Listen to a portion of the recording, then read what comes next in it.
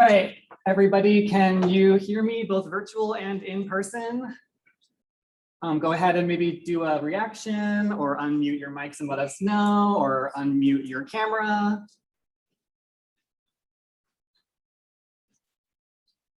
Alex, can you hear me?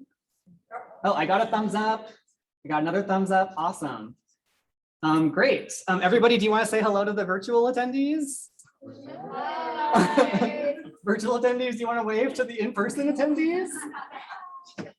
So this is a little bit weird. It's my first hybrid event that I've co-facilitated with Celeste, our other great coordinator. So there might be a few hiccups and weird things along the way, but I hope that things go really successfully. I'm really happy that everyone was able to make it to Casper if you came, or make it to their laptops. And yeah, I'm really excited for us to have some really good workshops today. So our first session this morning is our keynote with Alex Chough. I am somewhat new to GEAR UP Wyoming. I started back in December, and I've already had the pleasure of seeing Alex Chough speak twice at other GEAR Up/NCCEP, National Council for Community and Education Partnership events. And he has always been really fabulous and passionate and inspiring. And I just feel so lucky to be part of this huge network of GEAR Up grants across the nation. Alex Chough serves as the president of NCCEP, and he oversees the association as well as oversees policy and advocacy efforts in support of the organization's mission, and specifically the GEAR Up initiative, which is run by NCCEP. He has over 10 years in educational organizations and initiatives and strategic planning for organizations like ACT and the College Board, the US Department of Education, and he's been on NCCEP in 2 different capacities over his 10 years. Alex is the perfect person to help us better understand GEAR Up Wyoming's place among numerous state and partner GEAR Up grants in a time where educational initiatives like GEAR Up are more important and perhaps more difficult than ever. Getting perspectives from our partners around the nation is essential. So I'm really excited to hear him speak. As another Alex, I am honored to welcome our keynote speaker, Alex Chough. And if there's anything I haven't forgotten, Alex, go ahead and take it away. Well, number one, Alex, thank you so much for introducing number 2, Alex. And I just want to give a big thanks to Alex and Celeste, Carrie, Mike, the whole GEAR Up team for creating the opportunity for me to come join you all. I've spent some time looking at the agenda. I think you guys are going to have a really great time together. So just a couple of quick notes. I apologize for dressing down. I'm actually on vacation, and in my mad rush to go on vacation, I was like, I completely forgot to pack a dress shirt or a tie or anything. So everyone, you get casual Alex today, which I hope you're comfortable with. But what I really want to do today is spend, just about an hour or so to really share kind of a national perspective on GEAR Up. I think it'll be super helpful as you all take a deeper dive into the much more granular work that each of you will be leading, to come to this work with kind of a broader perspective about how GEAR Up is become this really incredibly important cog in the engine of education reform across this country. So I'm really excited again to be with you. So thank you for having me. Now, just as a quick programming note, I know part of the challenge here is that with this hybrid event, we got some folks in person, we got some folks virtual, but I really hate just giving just pure sit and get speeches. So I'd love to have a conversation around a series of guiding questions. And in order for that to work, I encourage those of you who are in person to just talk amongst yourselves. For those of you who are virtual, if you could just use the event website or the app, right? You'll see that if you navigate to our session, that there's a chat feature. If you could just kind of have that open up in a second window, I'd love to hear your perspective on some important questions and issues. So I always love to start by talking about the why. Now, for me, Alex did a very thoughtful job of kind of introducing me, and what I've done for just about the past 20 years is really think about public policy as a lever for driving opportunity. And for me, I tend to be kind of a big picture person. I tend to think about systems as a whole, but I wanted to introduce you to some of my friends, some folks who could, really, when I think about their experience, when I think about what Gear Up did for them, gives me the fortitude to basically get out of bed every day and give it my all each and every day. So I want to introduce you to my buddy, Nick. Nick is an extraordinary young leader. I mean, I'm going to do just such a poor job, but Nick is from North Las Vegas, and he grew up in a neighborhood that is really plagued with shocking, I mean, truly shocking levels of violence. Nick had nothing handed to him. He met his Gear Up team in the middle, I think in the 7th grade. And what he found there were adults, leaders who not only cared for him deeply and helped to tend to his various social, emotional, and, heck, even more basic needs. And what they did with him was to help him identify what really made his spirit and his integrity so incredibly unique. So through his Gear Up experience, Nick went on to become, the first African-American valedictorian of his class.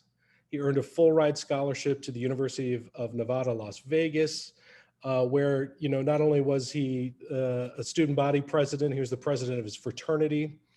He ended up working for Gear Up in Nevada, where he launched a Young Men of Color initiative to work with young African-American and Latino youth who were, trying to navigate this very complex world that they lived in. Nick is currently a graduate student at the University of Pennsylvania, where he's studying psychology and neuroscience.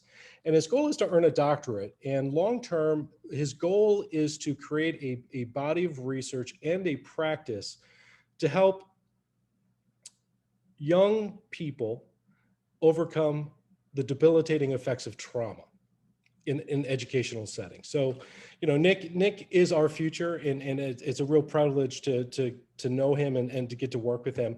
Nick was also awesome in the sense that several years ago, we invited him to testify before Congress on the importance of Gear Up, and he did an extraordinary job. If you're ever in the need for a little bit of inspiration, you can go to the NCCEP website and you can see his testimony before the House.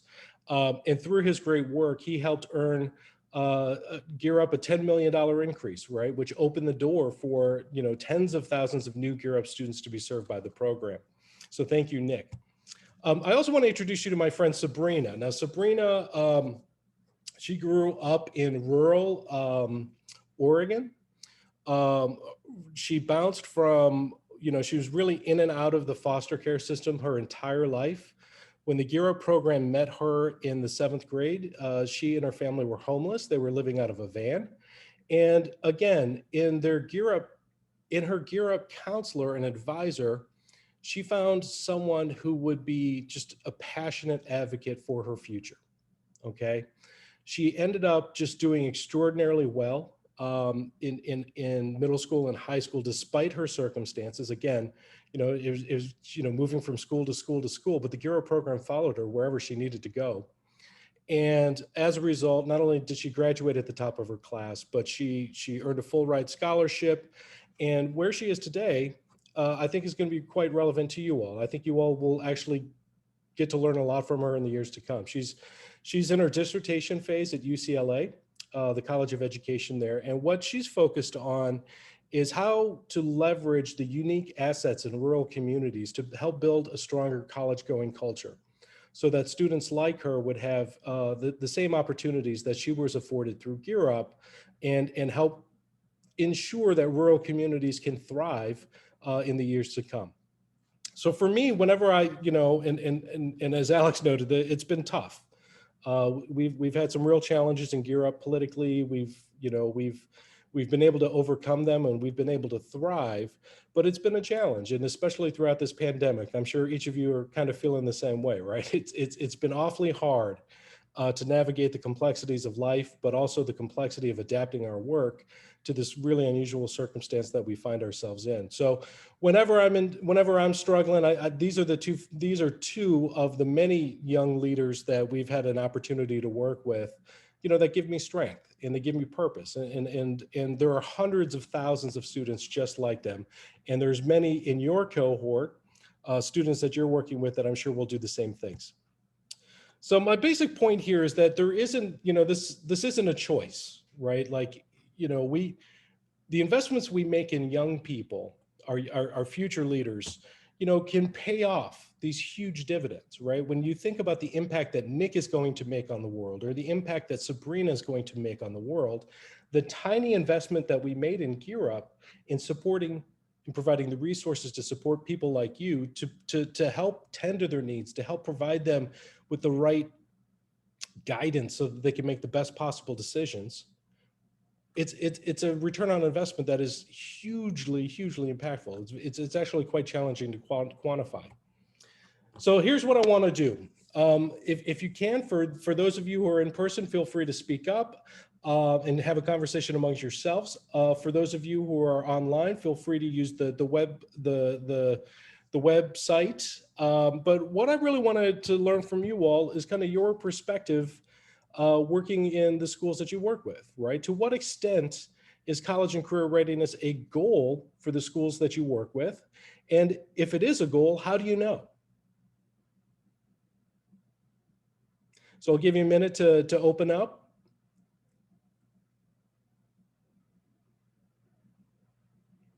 And I should say what happens in a virtual meeting or hybrid meeting stays in a hybrid meeting. So I'm not going to report anything to your schools.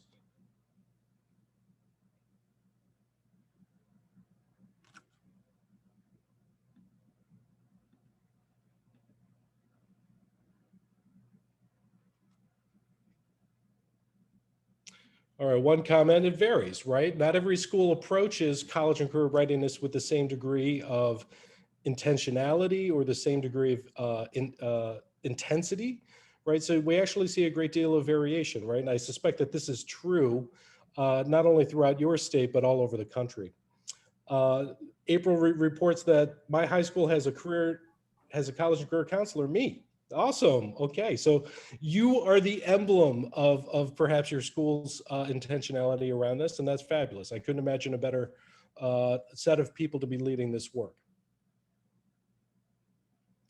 So what's so interesting about college and career readiness is, I think over the last 20 years, we've really had this pretty profound shift where, once upon a time, if you talk to students about college and career, you didn't do it until they were juniors in high school. Whereas, I think all of us know that college readiness begins incredibly early. So the core question is, how do we nurture a student's educational and career aspirations, and how do we mobilize that in a way that's going to lead to better outcomes? And from our perspective, and certainly has borne out throughout the research, school practices, school policies play a huge role in that. And one of the areas in which you're going to see a great deal of diversity, and part of why you see some schools taking college and career readiness, making it a central goal, whereas others kind of treat it as an incidental goal, is you're actually seeing more schools being much more intentional about the data they're collecting and how they're holding themselves, or the state or the feds are holding them accountable in a ways that they've historically have used, let's say, high school graduation rates, or they've used test scores. We're actually seeing college enrollment and college persistence rate playing an increasingly important role. Now, the reality is, however, is that just because something is a goal and just because something may be measured doesn't actually mean that it's deeply affecting practices.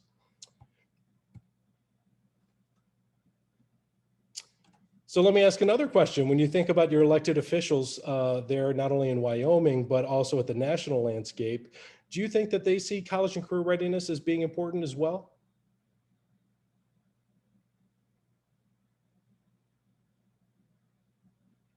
All right, I hear some people, or I see some people talking. I would say generally no. Okay, let's tell the chat no. They want it, but they don't know how to get it. Right, and everything's geared towards either agricultural or like refinery, oil, natural resources, coal. So it's not about going into being a CEO of a Fortune 500 company. It's about I'm gonna go work in oil. Or I gotta go. Yeah, or I'm gonna go run the ranch when my parents retire. Yep. Yeah, it's interesting. Like there's definitely a dynamic where, every state or every community has, some really unique economic assets, right? And so when you think about the natural resources in Wyoming, um, it can create, a path for students that doesn't necessarily require a post-secondary credential or a post-secondary degree.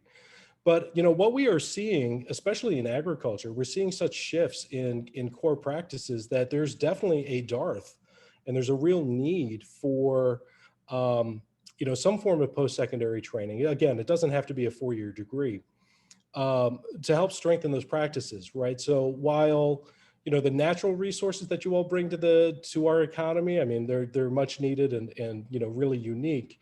I don't think it's too far in the future, right, to think about what we're seeing in the South and other places, right, where as a result of changing factors, like we need more innovative approaches to increase our yield in agricultural production.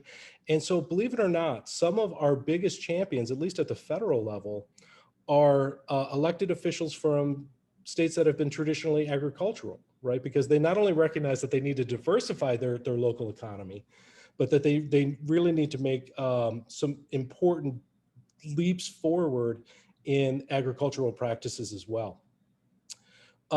What's interesting from a national perspective is to see how frequently college and career readiness is talked about as a goal from our local, our state, and our national leaders, but they don't always back it up with resources, right? So, for example, the U.S. Department of Education, the federal agency, that if you set aside financial aid, which is a huge investment that our country makes, we spend about $78 billion on education, which sounds like a lot based on your perspective, but honestly, it's less than 2 cents of every federal dollar.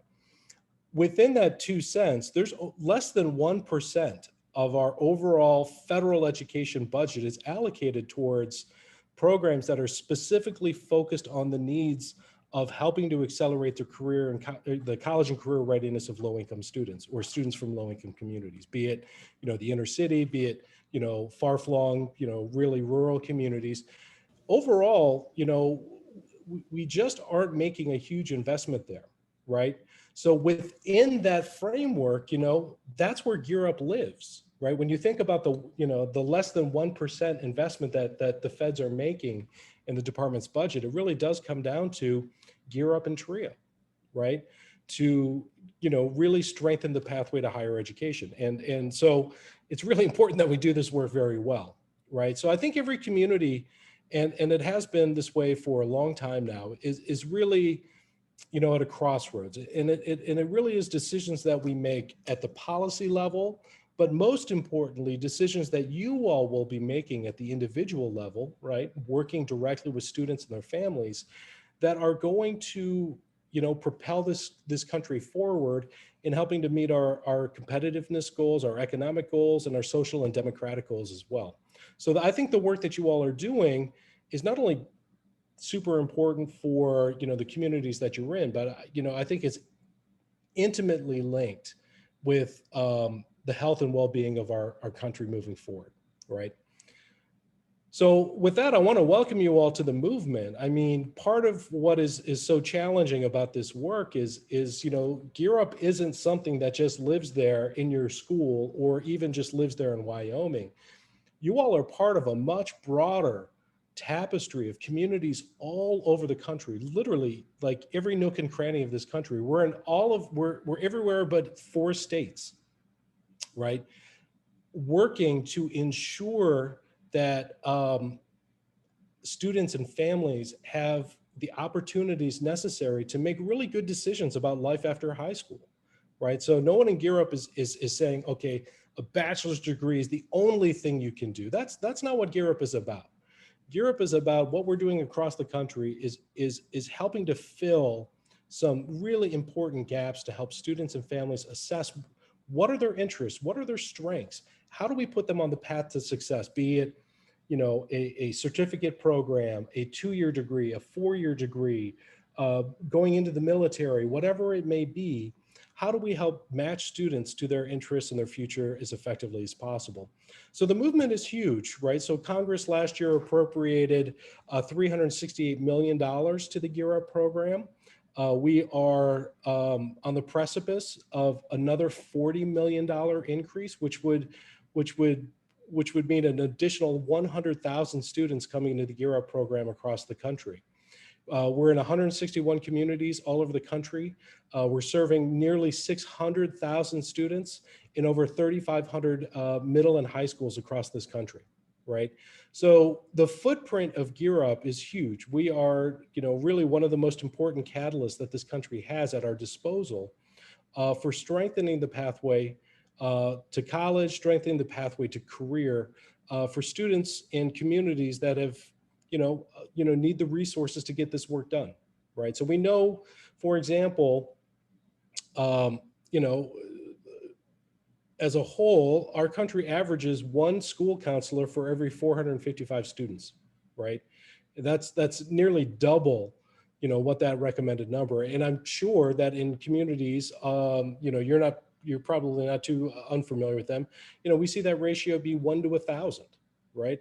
And with those types of ratios, it's very difficult to really personalize and to create cultures that put our students on a path towards post-secondary success. So, GEAR Up in that respect is incredibly important. And, the role that you all are playing, you're part of this much bigger family. And I'm really excited to welcome you to it. For those of you who are new, for those of you who have been with GEAR Up Wyoming for a number of years, I think it's just really important to remember that you are not alone. You are part of, many, many thousands of education leaders who are, putting their shoulder to the wheel and getting this work done each and every day. So as I mentioned, we're in 161 communities, but what makes GEAR Up so powerful is that while all of these communities share certain goals, they share a certain framework around how the resources can be spent. The real thrust of GEAR Up is that it empowers local leaders like yourselves to make really good decisions on about what is it that our students and families need and how can GEAR Up help deliver on it. So in that respect, what GEAR Up looks like in Wyoming looks nothing like what GEAR Up looks like in, let's say, the Bronx, right? Or inner city Chicago, right? But the framework, the goals, the research base of GEAR Up make it possible that our implementation model can thrive just about in any context across the country. And that's why you see such incredible diversity. Okay, so we know that college readiness is the goal, but let me hear from you. How do you know a student is ready for college?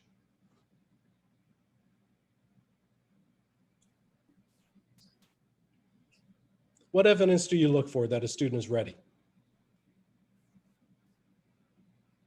And don't be shy, y'all. Feel free to jump in the chat. If y'all in person, let me know. So we have maturity. I don't know if everyone heard that. Maturity, boy, that's a really insightful, yeah. I mean, and when I think about maturity, if I could unpack maturity a little bit, it takes a great deal of resilience to succeed in higher education, doesn't it? Right, and there's a big shift, right, from the autonomy that a student faces when they transition into higher education, right? Compared to what they normally experience on the K-12 side. What else? How else do you know a student is ready? Self-advocacy. I'm sorry, I couldn't hear that. Could you repeat that? Self-advocacy. Yeah, absolutely. Self-advocacy, efficacy. A student really has to take some degree of ownership to be successful in higher education, right? We're not going to spoon feed post-secondary education to a student. It requires them to be, have a great deal of agency. Tanya Lopez also said self-advocacy in the chat. Their resiliency, how they handle challenges and setbacks, their goal setting abilities. Yep. All of those things. Yep, goal setting, having an interest, exploring that interest, having grit. These are all excellent answers. It's funny, not a single person said test scores. I think Denise said retaking the ACT. I did. All right, so let me ask another question. Are all of your students ready for college or career? No. No. And for us at NCCEP, and I think for us as leaders in the GEAR Up community, this is the crux of our challenge. This is the crux of the challenge you will be facing this fall. And this is the opportunity for each of you to shine, okay? Is based on all the variables that you all described, in terms of knowing that a student is ready, how quickly everyone said the answer is no, not all of our students are ready, right? That gives us this opportunity to really diagnose what is it going to take to put them on the path to success.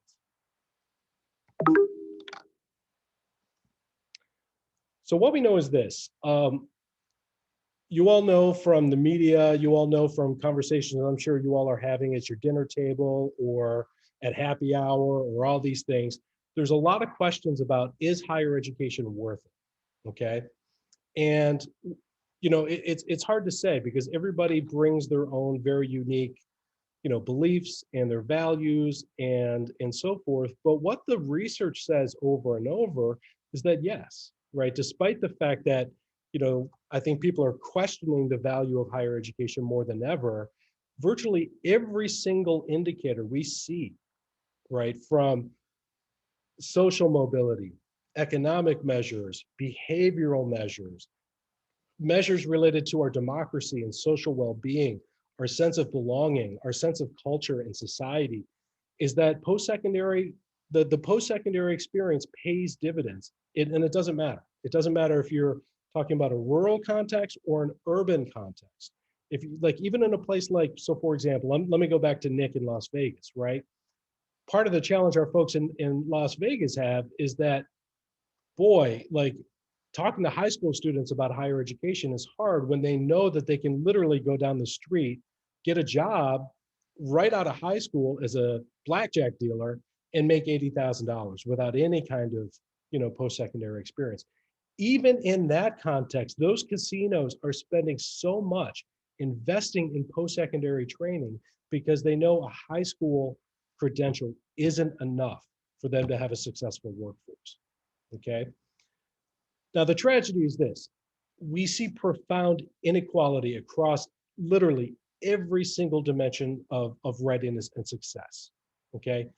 I'm not going to talk to educators about the research. You guys know this inside and out, but you know, we start seeing huge gaps between high income students and their lower income peers.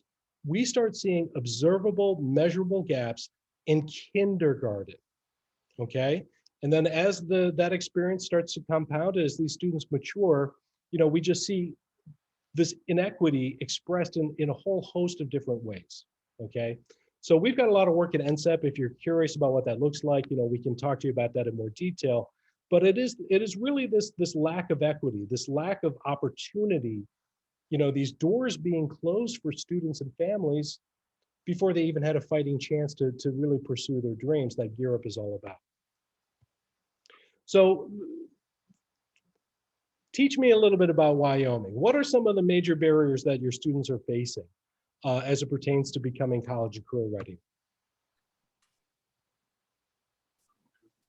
I think sometimes the schools, depending on the students, like students that are smarter and get through classes easier, a lot of times they end up going to college, but some of our kids that struggle a little more, it seems like our teachers are just doing what they can to get the kid out of high school, to get them graduated out of high school. And I think that that's part of why it's, you know, hard to push those kids to go to college. Yeah, and the tragedy here, you know, really the tragedy here is the students who are most likely to benefit from higher education, meaning they're going to see the biggest return on investment, are probably the students that we are tracking not to higher education, if that makes sense, right? Like decisions are being made at you know, within, you know, schools that, okay, well, this student is smart, therefore they get, you know, we're going to really push them towards higher education. These students have additional challenges, so we're going to try to reroute them somewhere else. You know, what we know from the research is that when a low-income student earns a post-secondary credential, again, it doesn't even have to be a 4-year degree, that they are 5 times more likely to escape poverty, right? That kind of things can really change, not only, intergenerational poverty, but it can really just kind of strengthen our communities, right? So the downside of tracking is that the students who would benefit the most, we're pushing them in a different way. And I do have the Zoom chat open, so if it's easier for you to just put your comments in the Zoom chat, I can follow you there as well.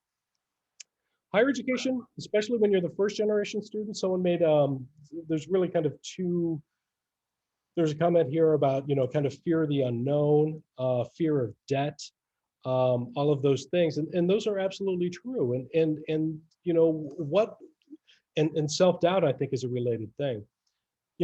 That is deeply and intimately linked to culture, right? Expectations and, setting the foundation for the kind of self-efficacy where students really believe that not only is that they are right for college, but that they will thrive in college. That is something that GEAR Up can address directly. Kayla brought mental health issues. That is, I think, huge, especially in this pandemic era that we're in. I think you all have seen the numbers. Enrollments are down. FAFSA completions are down, especially at the community college sector. We're seeing really plummeting enrollment rates, right? And all of that is related in many respects to social emotional issues, mental health issues, and just how much more complicated it is to navigate the pathway to college when you can't have that kind of close and sustained engagement with a caring adult, AKA you all. Okay, affordability issues, right? This is a huge thing, right? But when you all talk to your students and families about affordability, I don't want to speak out for you all, but I mean, one thing that we know from research is that especially for families, first generation families, meaning neither parent have gone on to higher education, if you ask them, how much do you think higher education costs? On average, they overestimate the cost of higher education by 200% across the board. And that to me is stunning, right? There is a college fit for everybody. There is an affordability fit for everybody. There is a way to make it through higher education without carrying massive loads of debt, okay? And it takes education, right? It takes us working with families. It takes us, engaging people early so that they don't become hamstrung by these misconceptions about the affordability of higher education.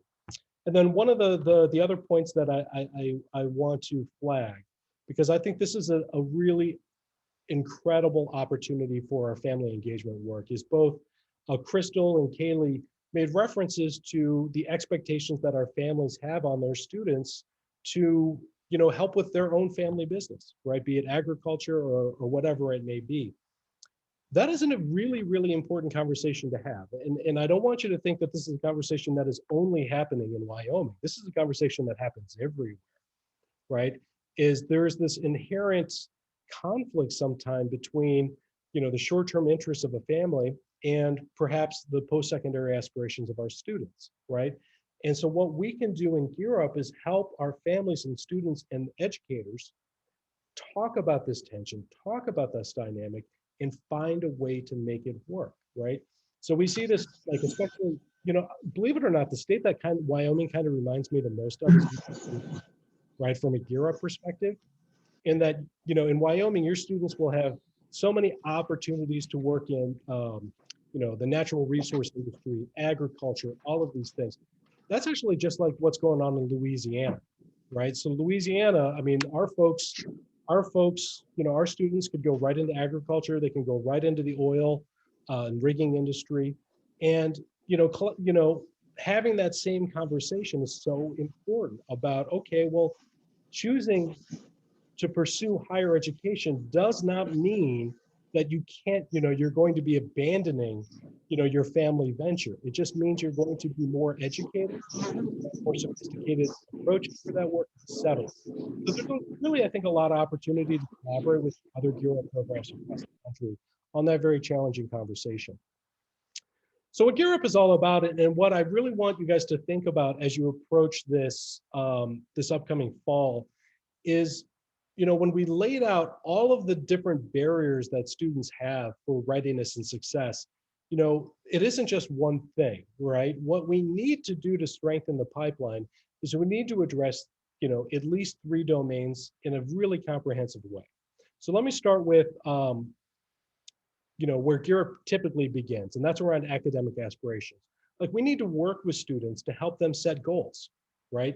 And if their goal is to complete high school, or they're going to have a range of options, and we're not, I don't think, I'm certainly not advocating that there's only one option for life after high school. You all know that there are many options, right? Our goal is to work with students and families to make sure that they are aware of all of those options and have everything that they need to make a decision that fits really well for them, okay? The second component of GEAR Up that I think will be especially challenging this fall, given all of the learning loss related to the pandemic, is how do we ensure that they're academically ready for higher education, right? As you all know, once you land on a community college campus or on the campus of a 4-year institution, the academic expectations are quite challenging, right? Like, I did reasonably well in high school, and I struggled my first year of college, right? And I suspect that I'm not the only one, right? So how do we ensure that our students have the academic foundation where once they arrive on a campus, that they're not in this churn, right? Where they're struggling and dropping out, coming back, dropping out, or, dropping out permanently. And then the last piece, and this is one I think, given that you all are going to be working with so many high school students this year, that's so important, is college knowledge, right? We do not make it easy in this country for students to enroll into higher education, right? Finding the right major, finding the right college, applying, the application process is super complicated. Accessing financial aid can be incredibly intimidating to students and families. Navigating affordability. I mean, it's like, we have this thing in this country where, we have a cost of higher education and then we discount it like crazy. So no one really knows if I want to go to this college, what will it really truly cost me, right? So this is where GEAR Up can play like a hugely critical role, and where, we mobilize all of your knowledge, we mobilize your sense of caring and belonging with not only your community, but these families and your students to help fill in all of those knowledge gaps, right? So this is a huge differentiator between, families where both parents have earned a college degree, and those families in which neither parent has earned a college degree, is they may not be getting this information at home. They may not be getting that type of guidance at home. They may be hearing messages that are the opposite of what we want them to hear, okay? They may be told that the University of Wyoming costs the same as Harvard, right? So there's just a lot of knowledge that we are obligated to share with students and families so that they can make better decisions. And if they choose to, pursue a path that is slightly different than the path that you have in mind for them, that's okay, right? It's the absence of that opportunity to engage in that type of discussion and that kind of thoughtful decision-making that represents a huge tragedy when we think about, are all students ready or not? So tell me a little bit, how has the pandemic made your work harder? I mean, these last, 17 months now have been, the single largest disruption to education in modern times, right? Not only here in the United States, but globally. How has the pandemic made your GEAR Up work harder? I didn't get to meet my students for a while because I started in January. I'm sorry, could you repeat that? I heard the January part, but not the first part. I didn't get to meet my students because I started in January. Yeah, it's awfully tough to do this work when you really haven't had a chance to meet those students face to face. Lack of accessibility. Yeah, thanks, Michelle. I mean, or thanks, Sheridan. This shift to remote or hybrid learning you just don't have seat time like we used to have, and it's just very, very difficult, to get in front of them. And then, as Nancy mentioned in the chat, it's incredibly hard to kind of build the trust and the kind of relationships necessary to impart this information successfully. Yeah, we, as Steph mentioned, it's, we're seeing students fundamentally disengaging from education as a result of virtual learning. So where I live in Washington, D.C., at the high school level, when they went all virtual, less than a third of students showed up. Incredible. And yeah, absolutely. Access to the technology infrastructure necessary to participate in virtual or hybrid learning. I mean, that's a huge gap. And our government has pushed out so much money to communities and states to help build that infrastructure, but it wasn't there in time. Once the pandemic hit, we didn't have, it wasn't there. So, I think and then of course, let me go to Courtney's comment, dealing with mental health issues, right? And I'm so excited that Dr. Rivera is going to be joining you later in your event. He's one of our nation's foremost experts on mental health issue and education.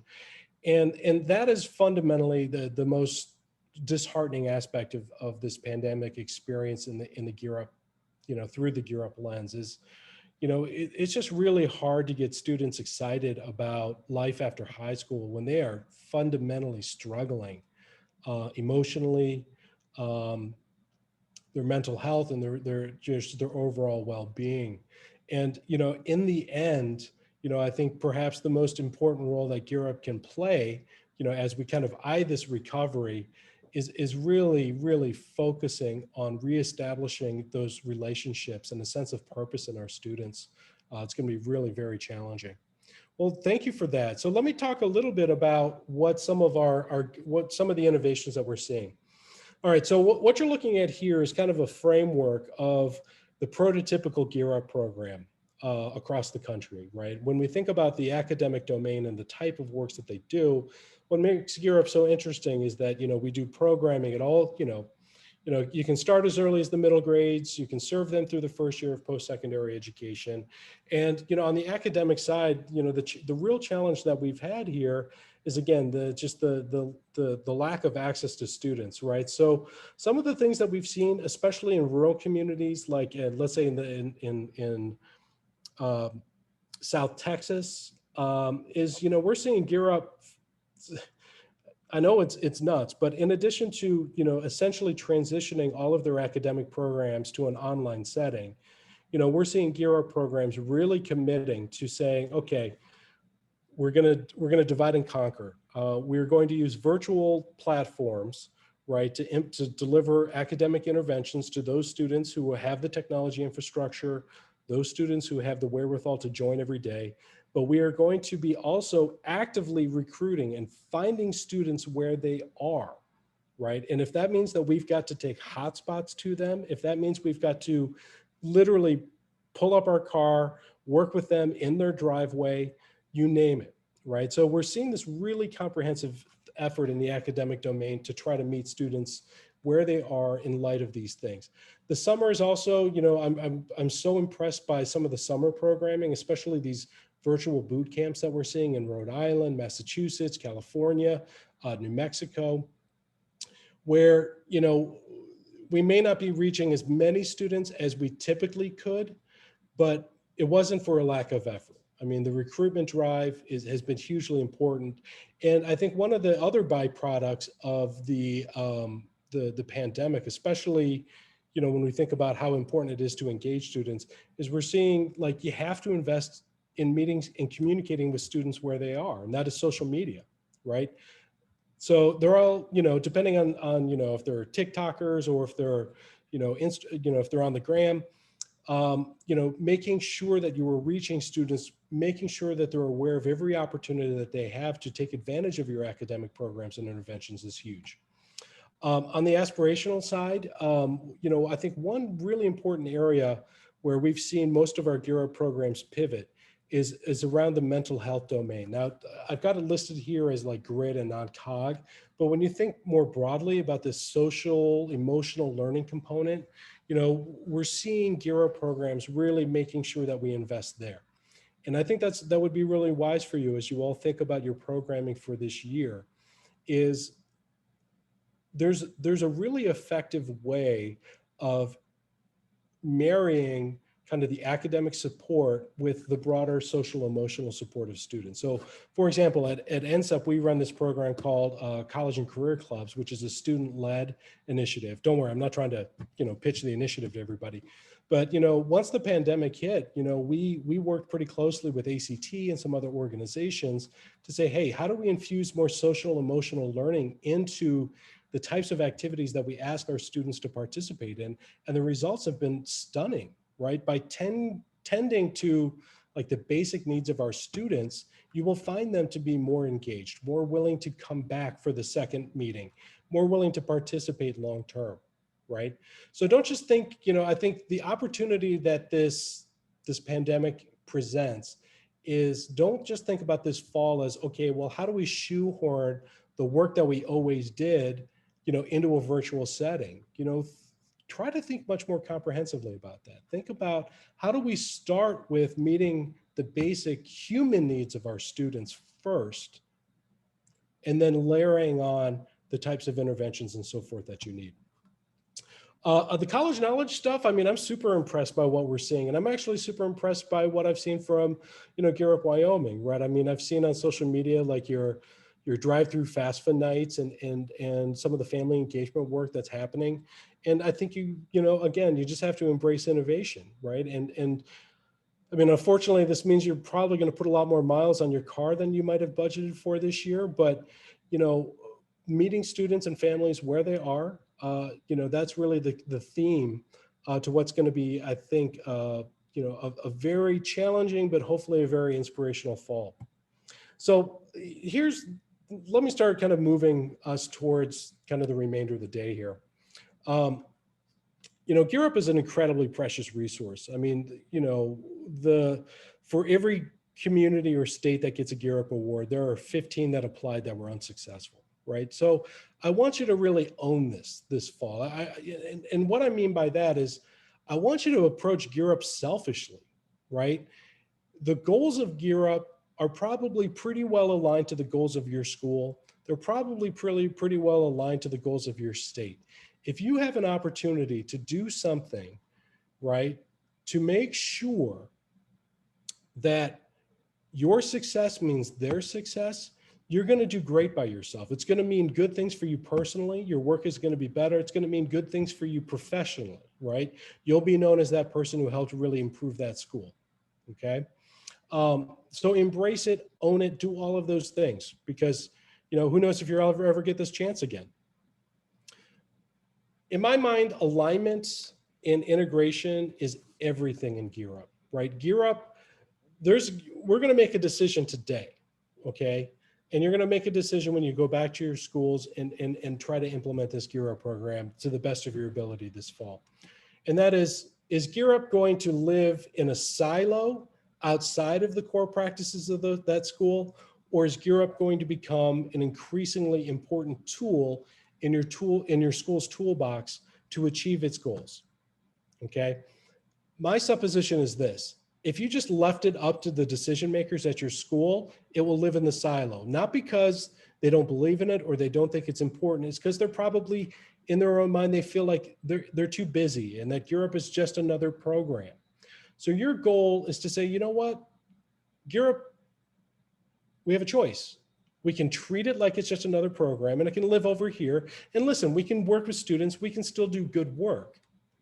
Or we can all talk about how the goals of GEAR Up actually fit really well with the needs of our school, the interests of our students, and we can really support our school leaders, our teachers, our school counselors in a way that can lead to powerful change, right? So in many respects,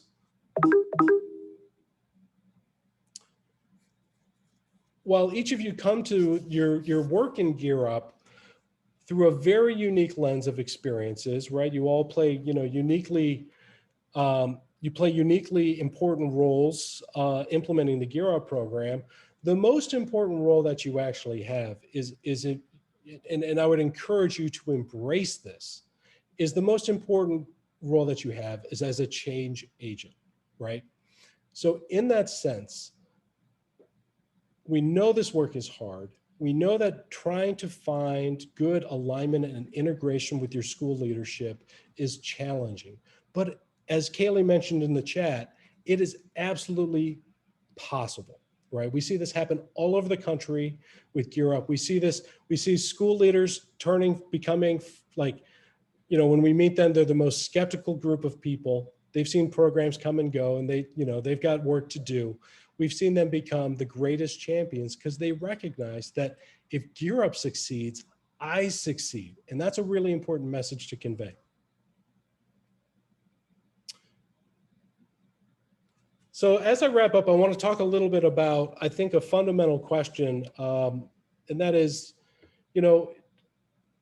if we all believe this work is really important, and we think that creating really strong college-going cultures is important, and we believe that there's strong goal alignment between GEAR Up and, let's say, how state accountability systems, the goal of your superintendents, the goals of your principals, if we see good alignment there, why aren't people bending over backwards to help us? Do you all face some resistance when you try to do your work in schools? And if so, why is that? Or are people doing whatever you ask them to do? Are they volunteering? Are they trying to do everything they can to make GEAR Up succeed? So there's a lack of integration with schools, according Every to. school is its island. Every school is an island, and every GEAR Up office, at least in our region, is an island.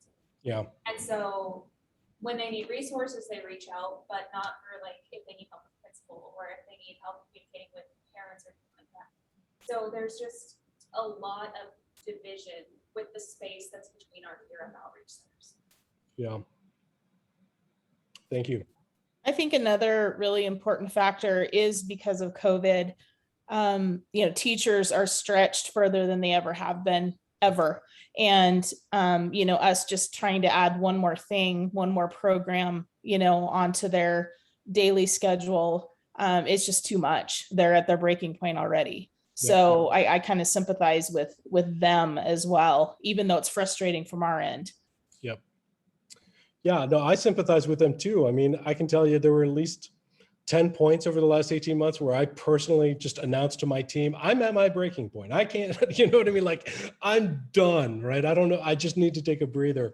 And I do think that's why it's, and I'll get into this in a second, but, being a change agent, what that really means is, just like I talked about meeting students and families where they are, and really trying to personalize the work that we do with them so that they find relevance and significance and a meaning in the work that they do. The same is true for the teachers that we work with, or the school counselors that we coordinate with, or our principals or our superintendents, right? We need to meet them where they are. So when, the challenge is, as a change agent, an effective change management strategy is never go in and insist you do all of these things, and it's either a take it or leave it deal. In my mind, it is all about framing, okay? It is all about how you work with those school leaders to say to them, okay, listen, don't think about GEAR Up as one more thing. Think about it as, how can GEAR Up help you succeed? What is it that we can do programmatically to make life for our teachers easier, to make life for our school administrators easier? How can we complement all of the initiatives that our school counselors are trying to lead during this time of crisis, right? How can GEAR Up and the core school practices align themselves or integrate themselves in really important ways, in effective ways? The challenge, is just because you're, an island, doesn't mean that there's not an opportunity there, right? There's a lot of shining examples, I think, especially in rural communities. And I'm thinking here again of Kentucky, where it's highly decentralized, not too dissimilar from, what we see in Wyoming.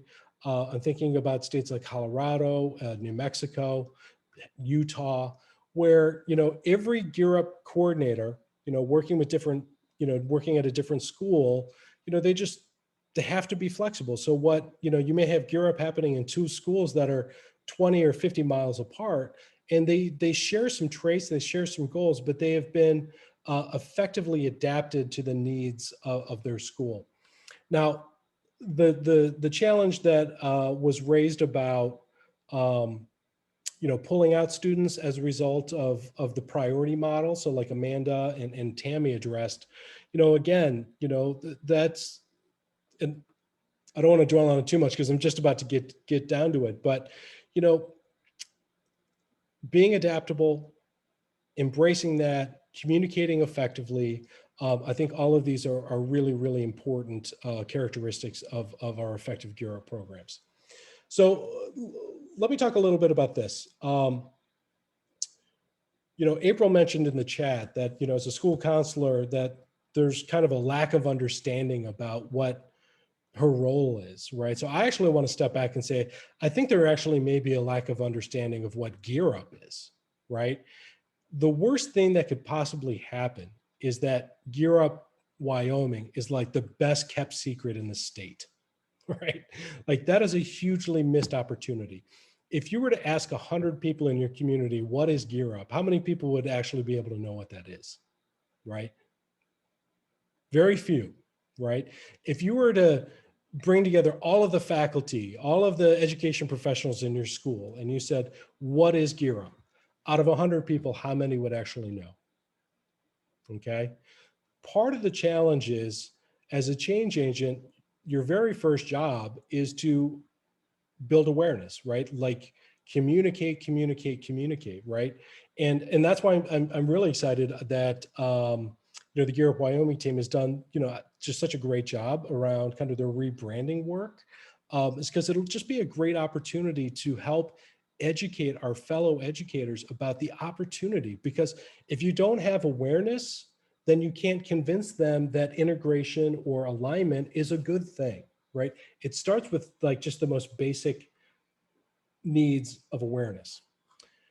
The next piece is this, like every successful GEAR Up program, it has to be bigger than just the coordinators who are doing the work in a school. It has to be bigger than that. Now, I do think you can be very successful. You can help move the needle, but in the end, if we want to have a lasting impact on school culture and school operations, we need champions, right? So being a change agent, what that fundamentally means is that you are helping to cultivate leadership outside of yourself who can really help be an advocate for GEAR Up, can really help explain GEAR Up when, there's a teacher meeting and people are like, what the heck is GEAR Up? And you're not there to explain it, right? We got to think about how we cultivate champions, okay? And that's what I want to leave you with. And because, listen, individually, cultivating champions sounds like a hugely daunting task, right? I won't name names, but when I talked about cultivating champions, I saw some of the Zoom faces and they were like, oh man, like, I don't know if I'm ready for that. That's a lot of work. It actually isn't, right? So this is what I have in mind for you. The reality is this, is building awareness and helping to convince people that GEAR Up is a worthwhile enterprise that they should align to. It's a math problem, okay? And the reality is that very small actions multiplied by bigger numbers can lead to huge impact, right? So I use this all the time when I'm advocating for GEAR Up at the national level for, funding from Congress or the White House, whoever it may be. It's like, I have as an individual, my influence is limited. But if I can bring in a relatively small number of directors to co-advocate with me, our impact is massive. And the same is true at the school level. So this is what I really, really urge you all to think about as you go through the remainder of your professional development experience with the GEAR Up team, is if it's not us, then who's going to do this, right? I think what we know from many, many years of education experience in this country is that the college access and readiness agenda moves forward when it's pushed, right? And, I couldn't think of a better group of people to do this with. You all are ready to push this agenda. So this is what I want to leave you with. To try to help make this not super daunting, I want you to just think about becoming an advocate in incremental ways, right? So this is what I want you to do. This fall, right, I want you to think about getting 3 people, literally 3 people in your school or in your community, right? Get them on board with the GEAR Up agenda. Teach them what GEAR Up is, work really hard to make sure that they are deeply bought into it, and give them all the tools that they need to be a co-advocate with you moving forward. Now, really take a little bit of time to think about who you think those 3 people should be, right? In a perfect world, you would find 3 people who have outsized influence, meaning you're not trying to find the 3 easiest people to convince, but you're trying to find 3 people that have a way with words or through their leadership have a way of persuading other people that this opportunity agenda that you are pushing is the right agenda to move forward, okay? That's all you got to do. This fall, find 3 people, get them on board, okay? And then next spring, right? Ask them to get 3 people on board, right? So all of a sudden, remember I said this is a math problem, right? So there's 50 of us here at this training, right? So by the end of the fall, we've secured what, 150 new champions, right? You multiply that by the end of the spring, we're closer to 500, and that cycle just keeps going, right? The next go around, we're at 1,500. After that, blah, blah, blah, blah, blah. So you see where those numbers go. So just, you know how they say, act globally, think locally, or think globally, act locally, however that phrase works. Do that here. Find 3 people this fall, ask them to bring 3 more people on next spring. And I think asking them 3 is a good, reasonable number. So with that said, I'm way over on time. My apologies, Alex, Celeste, I was having too much fun.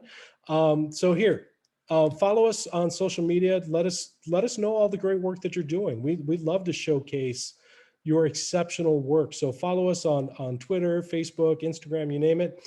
And then I'm here for you. If there's anything I can do for you, I'll just reach out to me. I'm always happy to chat. Provide any resources. If you want to talk to some of these other states, I'd be happy to broker that conversation as well. So with that said, thank you all so much for your time and attention. Alex, Celeste, I'll hand it back to you all.